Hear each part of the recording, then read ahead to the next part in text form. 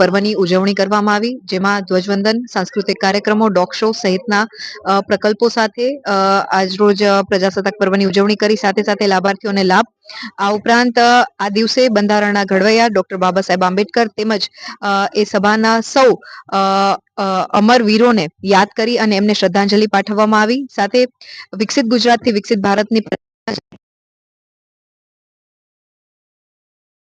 અગ્રેસર રહી અને ખાસ કરીને મારો પ્રભારી જિલ્લો એટલે કે બોટાદ જિલ્લો પણ પોતાનું યોગદાન આપે. ટેક્સટાઇલ ક્ષેત્રે બોટાદ ખૂબ જ્યારે આગળ વધી રહ્યું છે, ત્યારે આવનારા સમયમાં પણ આ પરિકલ્પનાને સાકાર કરવા માટે ગુજરાત અગ્રશીલ છે. શિક્ષણ વિભાગની વાત હોય કે આરોગ્ય વાત હોય, ઇન્ફ્રાસ્ટ્રક્ચર ડેવલપમેન્ટની વાત હોય કે ઉદ્યોગ સાહસિકતાની વાત હોય, આ તમામ પ્રકલ્પોની સાથે સમાનતા, સમતક, યુવાઓને તક, માતૃશક્તિ તેમજ બાળકો માટે કુપોષણ મુક્ત ભારત અને ગુજરાત અભિયાન હોય કે પછી ખેડૂતોની વાત હોય, આ તમામ